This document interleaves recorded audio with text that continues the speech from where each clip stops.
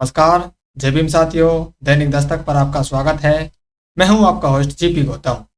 Bahujan Samaj party की राष्ट्रीय अध्यक्षा बहन कुमारी मायावती जी ने एक मास्टर स्ट्रोक खेल दिया है और इस मास्टर स्ट्रोक को खेलने के बाद खासकर जो विपक्षी पार्टियां हैं उनकी पोल वापस से जनता के सामने खुलने वाली है।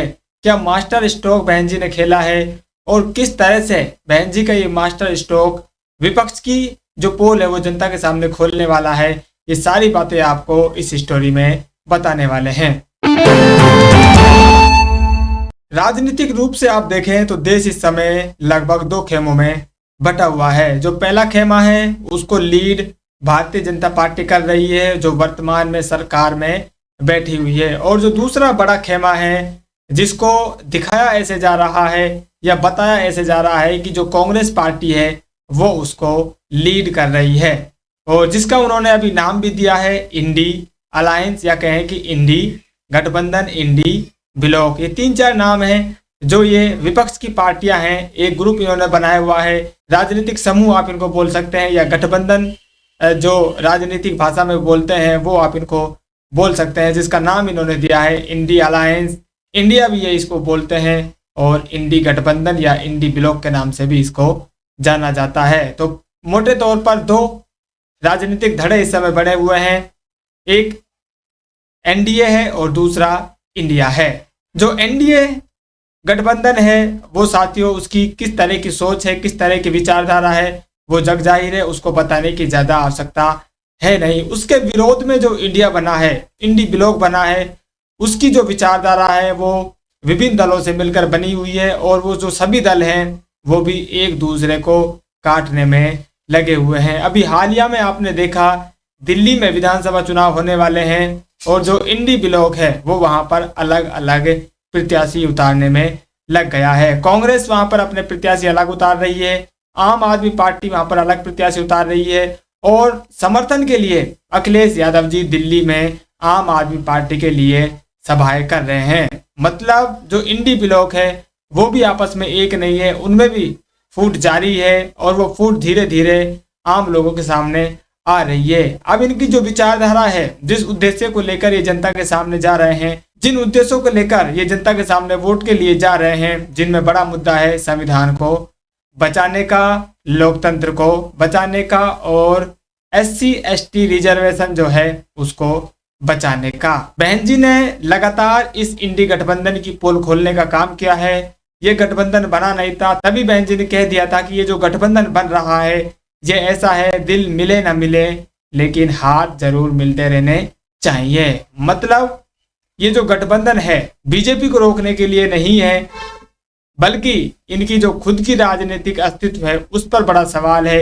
इसलिए ये लोग मिलकर चुनाव लड़ रहे हैं और इनमें आपस में ही एकता नहीं है, आपस में ही ईमानदारी नहीं है, एक दूसरे पर इनका विश्वास नहीं है, सिर्फ ऊपरी तौर पर ये जनता को दिखाने के लिए एक बने हुए हैं। और हमारी जो पार्टी है बहुजन समाज पार्टी, उसको ये ऐसा दिखाना चाहते हैं कि बहुजन समाज पार्टी भारतीय जनता पार्टी को चुनाव में नहीं हराना चाहती है, उसकी ये मदद करना चाहती है, इसलिए वो हमारे साथ चुनाव मिलकर नहीं लड़ रही है। और बसपा ने इसका समय समय पर जवाब भी दिया है और इनकी पोल खोलने का काम आप लोगों के सामने किया भी है।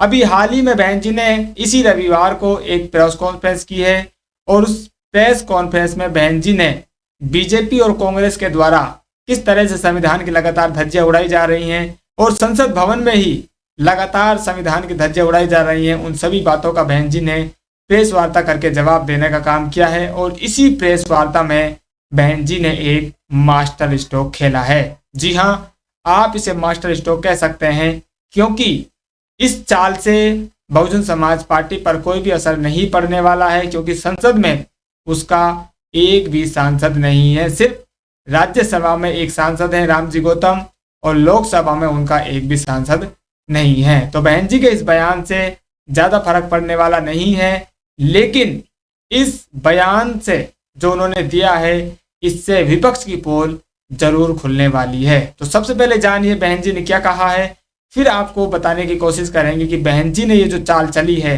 या मास्टर स्ट्रोक जिसको कहा जा रहा है, इससे किस तरह से विपक्ष की जो पोल है वो जनता के सामने एक बार फिर से खुलने वाली है। और इनका जो संविधान प्रेम है संविधान को बचाने के लिए ये कितने ईमानदार हैं, इनकी ईमानदारी सबके सामने आने वाली है। तो पहले देखिए बहन जी ने क्या कहा है। बसपा के द्वारा जो प्रेस विज्ञप्ति जारी की गई है, इसमें जो 5वां बिंदु है उसमें बहन जी कहती है, साथ ही गरीबों व मजलूमों की ही पार्टी होने के नाते, मतलब वो बसपा के लिए कह रही कि हम गरीब और मजलूमों की पार्टी हैं, इसके नाते एक देश एक चुनाव को लेकर भाजपा सरकार द्वारा लाए जाने वाले संबंधित विधेयक का भी स्वागत करती है। इस मुद्दे पर सभी पार्टियों को दलगत राजनीति से ऊपर उठकर देश व आम जनहित में कार्य करना बेहतर होगा। सुश्री मायावती जी की मीडिया वार्ता। तो बहन जी ने जो भारतीय जनता पार्टी का या वर्तमान में जो केंद्र की सरकार है उसका जो वन नेशन वन इलेक्शन का लगातार इस देश में अब जो एक आंदोलन है या कहें कि एक मुहिम चल रही है सरकार के द्वारा, उस विधेयक को अब इसी शीतकालीन सत्र में लाने की जो प्लान है वो भारतीय जनता पार्टी के द्वारा किया जा रहा है या जो केंद्र की सरकार है उसके द्वारा किया जा रहा है। उस विधेयक का जो वन नेशन वन इलेक्शन से संबंधित होगा उसका बहुजन समाज पार्टी ने स्वागत किया है। और बहन जी ने यह भी कहा है कि सभी दलों को इसका स्वागत करना चाहिए और दलगत राजनीति से ऊपर देश हित में अपना फैसला लेना चाहिए।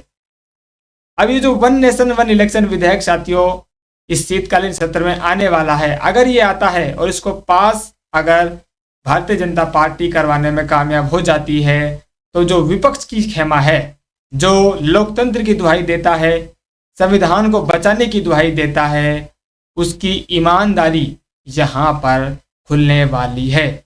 अगर ये लोग विरोध करेंगे, वो जाहिर है ये लोग विरोध करेंगे ही जनता को दिखाने के लिए, लेकिन इनके कितने सांसद इसके विपक्ष में वोट करते हैं वो आपको पता चल जाएगा ये कितने ईमानदार अपने कार्य में हैं। अगर केंद्र सरकार इसको पास करवाने में कामयाब हो जाती है तो ये विपक्ष की ईमानदारी पर बहुत बड़ा तमाचा लगने वाला है कि जिस तरह से ये लोग लगातार टीवी पर आकर विरोध करते हैं, सोशल मीडिया पर ये लोग विरोध करते हैं, लेकिन जब जहां विरोध करने की असली बारी आएगी वहां पर ये लोग कितने इसके विपक्ष में खड़े होते हैं, तब इनकी ईमानदारी आपको मालूम चलेगी।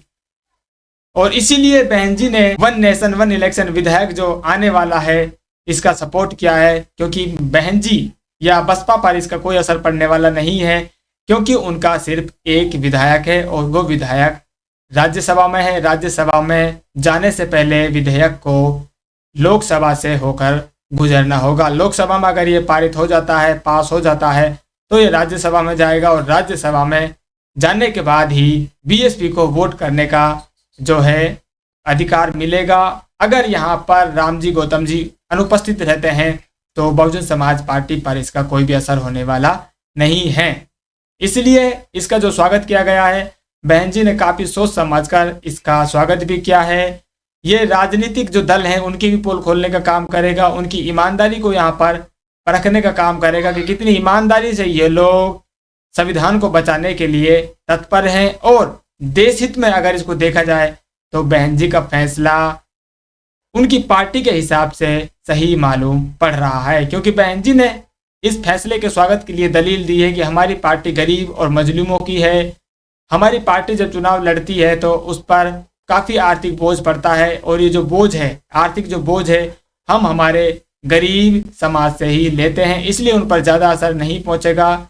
हम चुनावी जो गतिविधियां हैं वो कम होगी और हमारा जो खर्चा है वो भी कम होगा, इसलिए हमारी पार्टी इसका स्वागत कर रही है। और आर्थिक जो गरीब लोग हैं उनके लिए भी ये जो फैसला है ये सही साबित होने वाला है, क्योंकि उनकी जेब पर कम आर्थिक बोझ पड़ेगा। साथ ही जो देश के विकास के कार्य हैं वो लगातार आचार संहिता लगने से बाधित हो जाते हैं। अब सिर्फ एक बार ही आचार संहिता लगेगी तो जो देश के विकास के कार्य हैं या जनहित के कार्य हैं वो बार बार होल्ड नहीं रखे जाएंगे या उनको रोका नहीं जाएगा, और एक बार अगर उस काम पर मोहर लग जाएगी तो वो काम लगातार जारी रह पाएगा।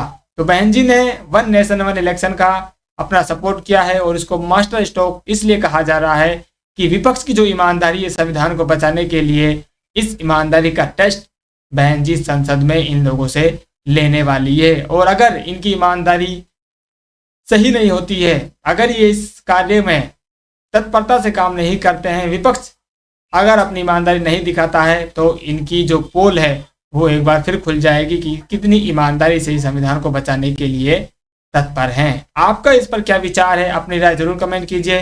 फिलहाल इस अपडेट में इतना ही, मिलते हैं नई अपडेट में, तब तक के लिए जय भीम।